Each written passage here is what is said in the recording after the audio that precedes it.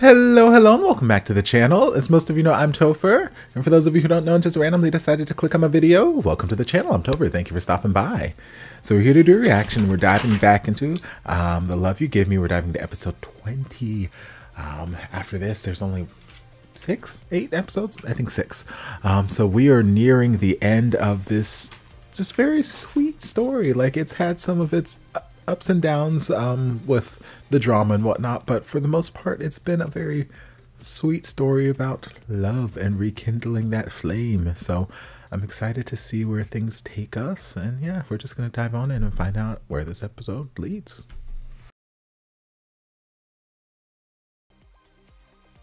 Lord.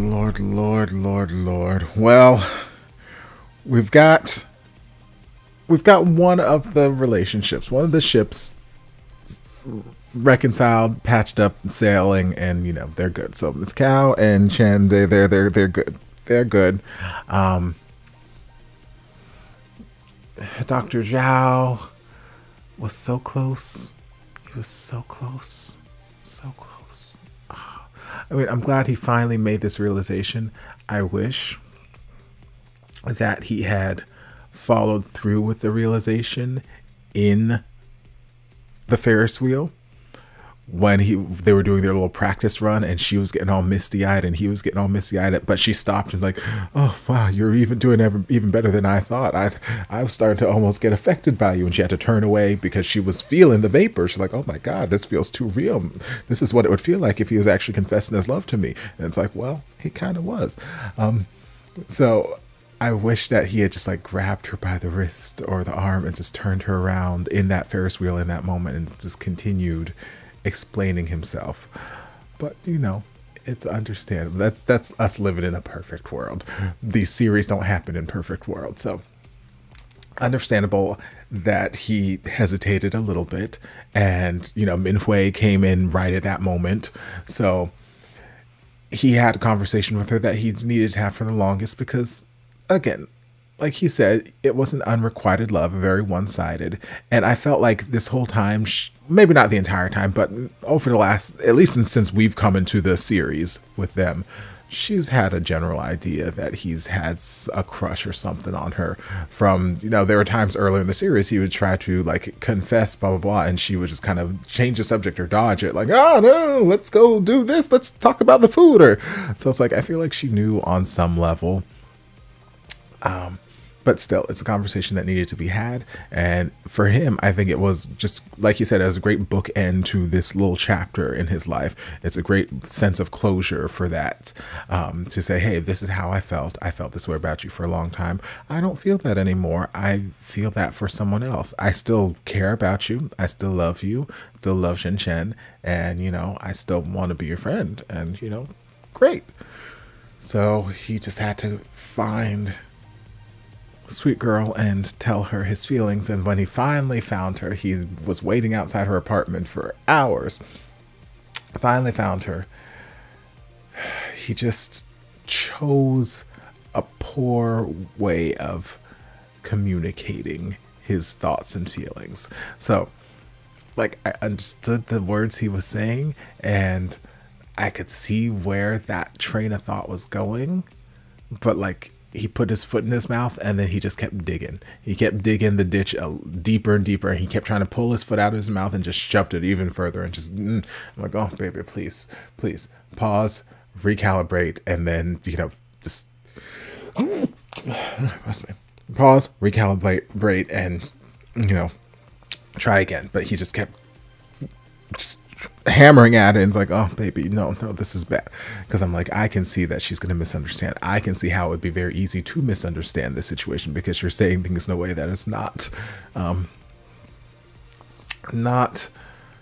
the best. It's not the best way. Again, he didn't mean anything bad by it. It was just coming out in a very bad way. So it was coming out in a sense that basically how she took it, that he was not successful in wooing Minhui, and now he's come to take her as a consolation prize.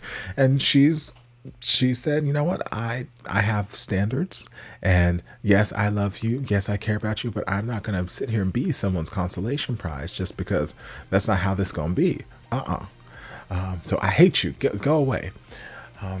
So while I would love for them to have made up in this episode, we still have like 6 episodes left, so we still have to, you know, we need some storyline to fill out. So we got to get them back together. We got to get Minhui and Jin-Si back together. Still have to finish out whatever the storyline with the director Guan Chao. That whole dynamic, got to figure that out. Because they wouldn't keep showing them to me if they weren't going to play some sort of role towards the end. So we'll have to see where that takes us, as well as more with the AI, the cardiac AI software that they've been developing, and her, Minhui, and Ms. Kao's director, and the other asshole sexist pig director who's there to see some things with them. But yeah, Jin-Si, he's wildin'. He's out here wilding because, yes, he loves Minhui and he wants her to give him another chance, and she is being difficult. But you know what? It is absolutely her right to be difficult if she wants to be. If she doesn't want to go on a date with him, he can't force her.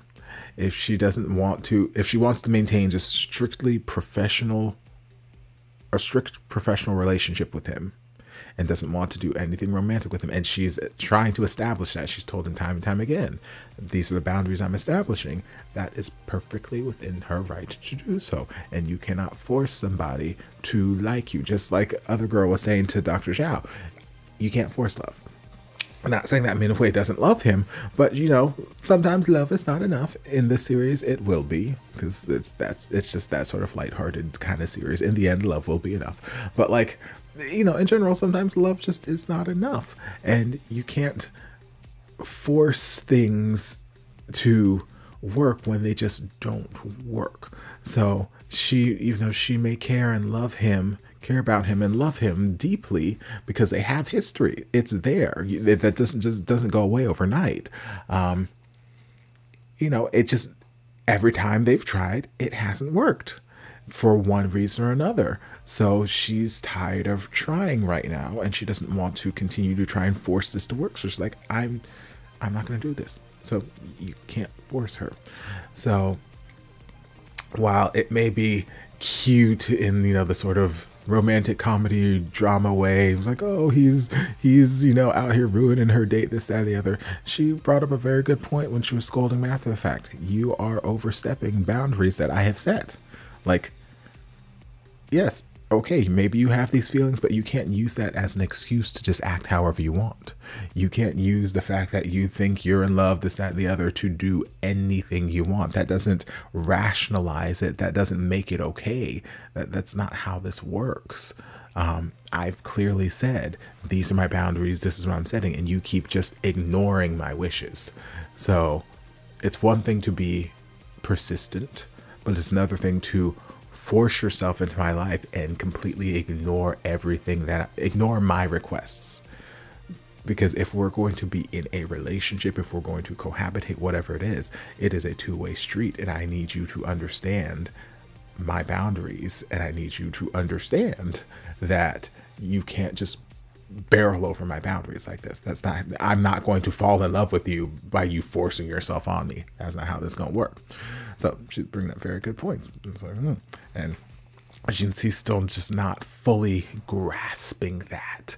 And that is really his Achilles heel, his kryptonite in this series. Like, yes, he cares about her deeply. He gets very jealous when she's with other men, this, that, the other. But he, you know, other people have tried to give him advice like, okay, you need to, and they've given him all manners of conflicting advice.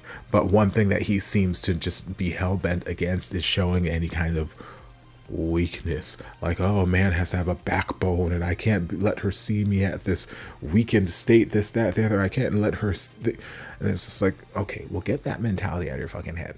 Just Dumbledore that shit out of your head and just stop thinking that way. Because I guarantee you, the second you stop thinking that way and you actually approach her in a sense where it's not, I have to keep up this appearance and be this strong, manly type, blah, blah, blah, that's probably when she's going to actually see the real you again and want to make some sort of connection with that person. Like, just chill, dude, chill. So yeah. I'm sure we've got a couple more episodes of just general shenanigans as far as their relationship goes before we get them back together, but we'll have to see where that goes. But yeah, it was a cute episode. Smiles, fun, laughs, and all that jazz. So I hope you guys enjoyed this reaction. If you did, don't forget to like, comment, subscribe, share, turn on notifications to be notified when all of my shenanigans get posted. If there's anything else you'd like me to react to, be sure to leave it down in the comments, and I'll get to it as soon as I possibly can. If you'd like to support the channel in other ways, you're more than welcome to join us over on Patreon. You don't have to, but you're more than welcome to if you want to. And I will see you guys in my next video. Love ya. Mwah.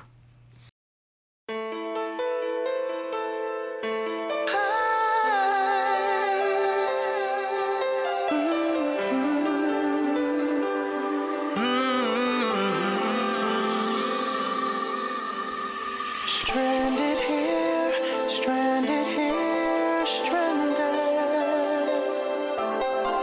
Stranded here, stranded here,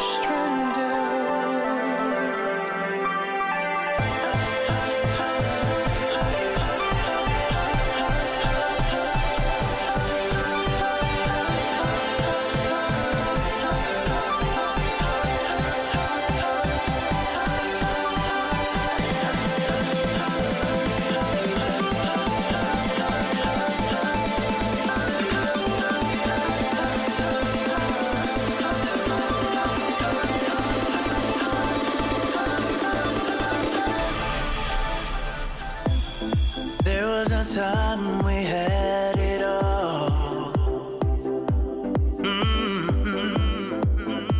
The darkness took over, and we started to fall. Hey, the feelings I had for you, they never left. And now I'm standing here, stranded.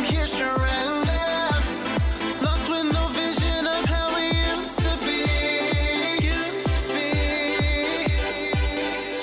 Standing here, stranded. Standing here, stranded.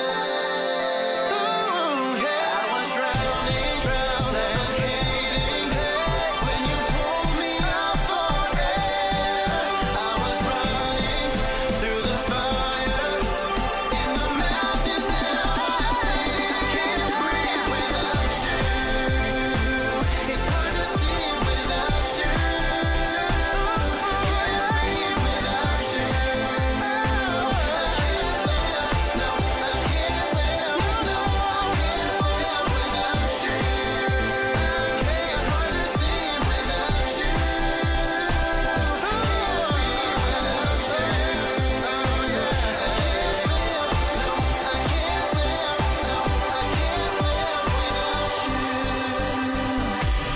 Now we're together, there's nothing